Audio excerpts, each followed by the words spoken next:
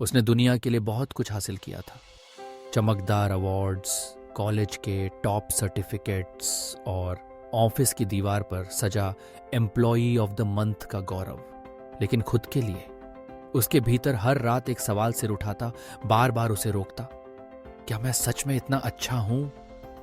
यही सवाल जो आरव की रातों से नींद छीनता रहा, वो अकेले उसकी कहानी नहीं है।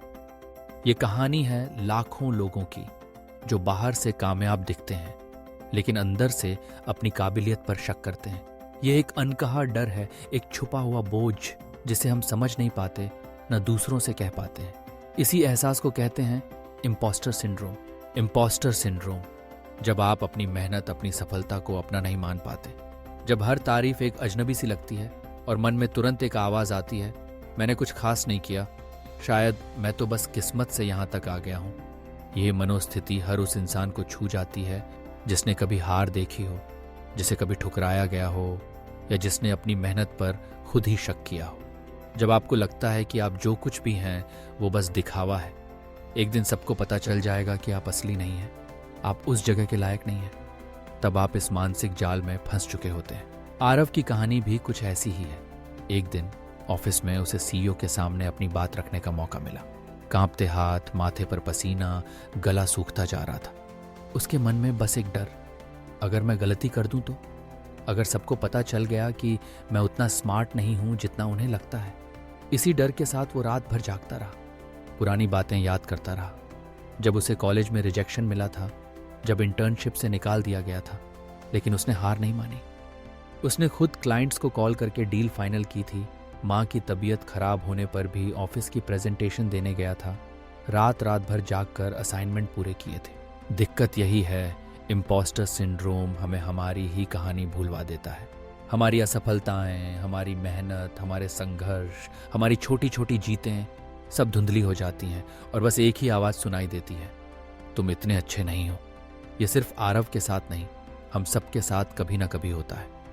जब तुलना, सोशल मीडिया की चमक धमक, परिवार या समाज की उम्मीदें हमारे अंदर यह शक भर देती हैं कि हम जो दिखते हैं उतने असल में नहीं हैं। लेकिन सच ये है, आपका डर आपकी मेहनत को नहीं हरा सकता, नहीं आपकी आवाज़ आपकी काबिलियत को दबा सकती है। आप यहाँ तक किस्मत से नहीं, काबिलियत से पहुँचे हैं। अगर आप सच में नकली होते तो कभी भी इतनी दूर नहीं आ सकते थे। जो लोग सिर्फ दिखावा करते हैं वो टिकते नहीं, और जो लोग असल में मेहनत करते हैं वो कभी रुकते नहीं। अब सवाल है, इस जाल से बाहर कैसे निकलें? इम्पोस्टर सिंड्रोम से आज़ादी का रास्ता क्या है? जवाब है, पहचानो अपनी असली कहानी को। अपनी जर्नी लिखो, अपने संघर्ष, अपनी जीतें, अपने गिरने और फिर संभलने के सारे किस्से एक डायरी में उतारो। अपने अचीवमेंट्स को अपनाओ, शर्माओ मत, जो पाया है उसे स्वीकारो। जब भी खुद से बात करो तो वैसा ही बोलो जैसा किसी अच्छे दोस्त से करते हो, सपोर्टिव, पॉजिटिव, और सबसे ज़रूरी, परफेक्ट बनने की कोशिश मत करो। प्रेजेंट रहना सीखो। अभी इसी पल में जैसी मेहनत कर रहे हो वही काफ़ी है। आरव ने भी यही किया। उसने अपनी कहानी को दोबारा पढ़ा, अपनी मेहनत को याद किया, और जब अगली बार उसे बोलना पड़ा तो उसने कॉन्फिडेंस से अपनी बात रखी। उसने सीखा कि डर को चुप कराना है, उसे हटाना नहीं।